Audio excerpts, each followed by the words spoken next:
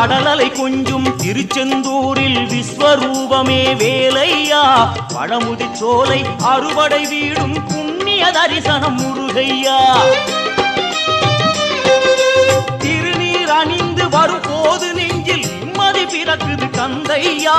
சுகனே சிவனார் மகனே உன்னை பாட பாட சுகமாகுதையா வேல் முருகா அரோகரா அரோகரா வேல்